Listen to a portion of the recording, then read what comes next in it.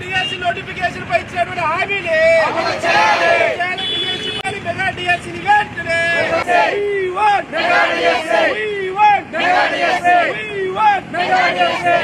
నిరుద్యోగుల జీవితాల్లో చెలగాటమాడుతున్నటువంటి రాష్ట్ర ప్రభుత్వం డిఎస్సి నోటిఫికేషన్ వెంటనే డిఎస్సి నోటిఫికేషన్ విడుదల చేయకపోవడం డిఎస్సి నోటిఫికేషన్ విడుదల చేయకపోవడం డిఎస్సి నోటిఫికేషన్ విడుదల చేయకపోవడం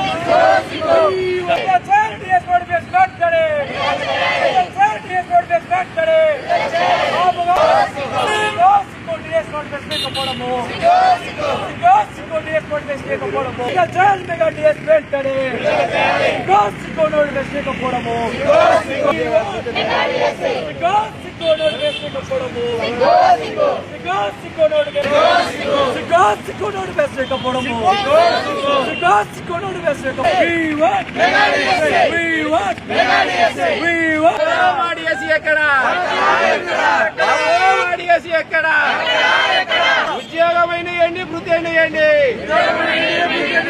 ఉద్యోగమైన వృత్తి బాబో డిఎస్సి ఎక్కడ బాబో డిఎస్సి ఎక్కడ ఊటమికి ఓటేసిన పాపానికి ఊటమికి ఓటేసిన పాపానికి బాబో డిఎస్సి ఎక్కడ బాబు మా డిఎస్సి ఎక్కడ బాబు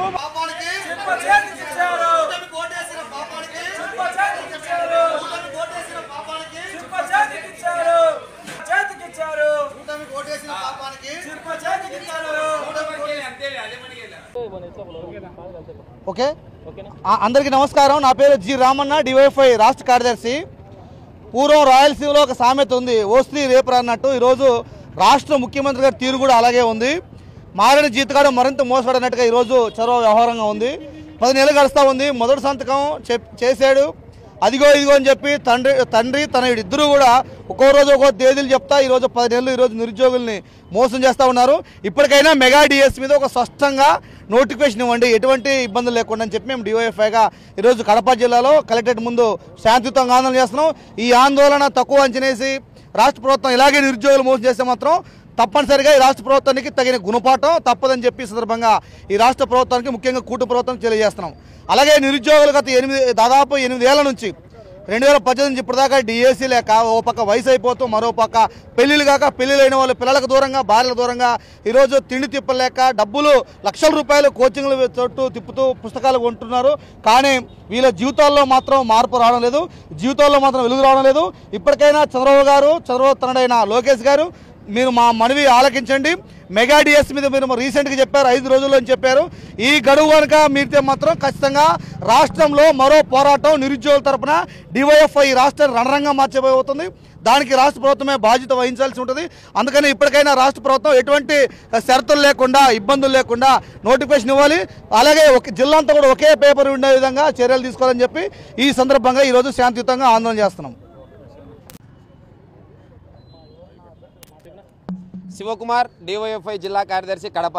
ప్రధానంగా రాష్ట్ర ప్రభుత్వం ముఖ్యమంత్రి చంద్రబాబు నాయుడు గారు అధికారంలోకి వస్తానే డిఎస్సి పైన మొదటి సంతకం చేస్తానని చెప్పేసి హామీ ఇచ్చాడు. ఆ హామీ ఇచ్చి సంతకం చేసి మాట నిలబెట్టుకున్నాడు.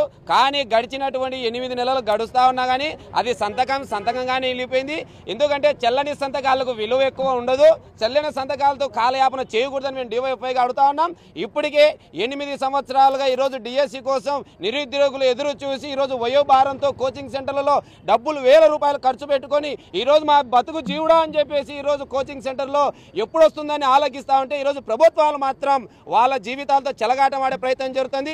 ఏ ప్రభుత్వం వచ్చినా కానీ ఈరోజు డిఎస్సి మాత్రం నోటిఫికేషన్ వచ్చే పరిస్థితి కనపడడం లేదు. కాబట్టి ఇప్పటికైనా రాష్ట్ర ప్రభుత్వం ఏదైతే మన లోకేష్ గారు చెప్పారు 5 రోజులలో డిఎస్సి నోటిఫికేషన్ ఇస్తామని చెప్పేసి, అయ్యా 5 రోజులు కాదు 10 రోజులైనా ఈ రాష్ట్రంలో నిరుద్యోగులు డిఎస్సి కోసం వెయిట్ చేస్తారు.